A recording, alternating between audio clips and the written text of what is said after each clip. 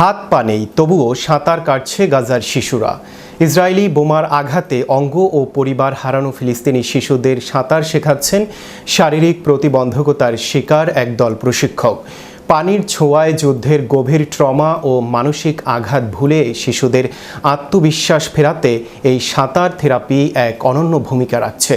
বিস্তারিত থাকছে ডেস্ক রিপোর্টে। হাত পা নেই, তবুও সাঁতার কাটছে গাজার শিশুরা। ইসরায়েলি বাহিনীর বোমার আঘাতে ফিলিস্তিনের এই শিশুদের কেউ হারিয়েছেন হাত, কেউ বা দুটো পা, আবার কেউ হারিয়েছেন পুরো পরিবারকেই। তবে হাত পা না থাকলেও তাদেরকে হাতে ধরে সাঁতার শেখাচ্ছেন একদল প্রশিক্ষক, যাদের মধ্যে অনেকেই নিজেরাও যুদ্ধে অঙ্গ হারিয়েছেন। আয়োজকদের দাবি, যুদ্ধ ও সহিংসতার কারণে শিশুরা যে গভীর ট্রমা বা মানসিক আঘাতের শিকার হয়েছে তা কাটিয়ে উঠতেই সাঁতার থেরাপি হিসেবে কাজ করছে।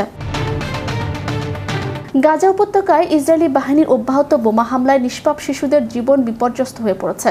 যুদ্ধের নির্মম আঘাতে বহু শিশু তাদের হাত পা কিংবা প্রিয় পুরো পরিবারকে হারিয়ে চিরতরে পঙ্গুত্ব ও গভীর মানসিক ট্রমার শিকার হচ্ছে।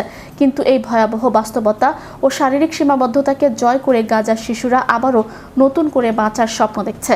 সম্প্রতি গাজায় চালু হওয়া বিশেষ একটি সাঁতার থেরাপি কার্যক্রম তাদের জীবনে আশার আলো জ্বালিয়েছে।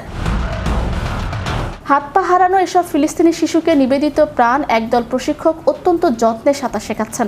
এই উদ্যোগের সবচেয়ে প্রেরণাদায়ী দিক হলো শিক্ষকদের অনেকেই স্বয়ং যুদ্ধের আঘাতে নিজেদের অঙ্গ হারিয়েছেন। ফলে তারা কেবল একজন শারীরিক প্রশিক্ষক হিসেবেই নয়, বরং সহমর্মী ও ব্যথা সমভিব্যথী সঙ্গী হিসেবে শিশুদের পাশে দাঁড়িয়েছেন।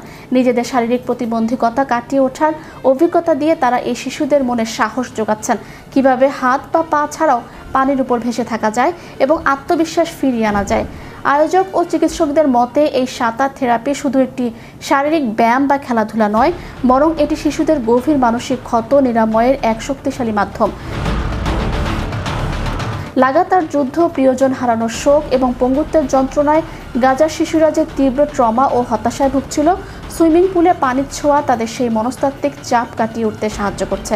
পানিতে নামার পর তারা কিছুক্ষণের জন্য হলেও যুদ্ধ, সাইরেন আর বোমার বিকট শব্দের আতঙ্ক ভুলে এক ধরনের মানসিক শান্তি খুঁজে পায়। শারীরিক পুনর্বাসনের ক্ষেত্রেও সাঁতার থেরাপির ভূমিকা অপরিসীম।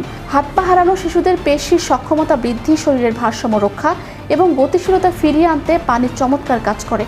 প্রতিবন্ধকতা সত্ত্বেও তারা যে একা একা পানিতে ভাসতে পারছে বা সাঁতার কাটতে পারছে, এই ছোট্ট অর্জন তাদের মনে ফিরিয়ে আনছে হারানো আত্মবিশ্বাস। Channel Europe news desk.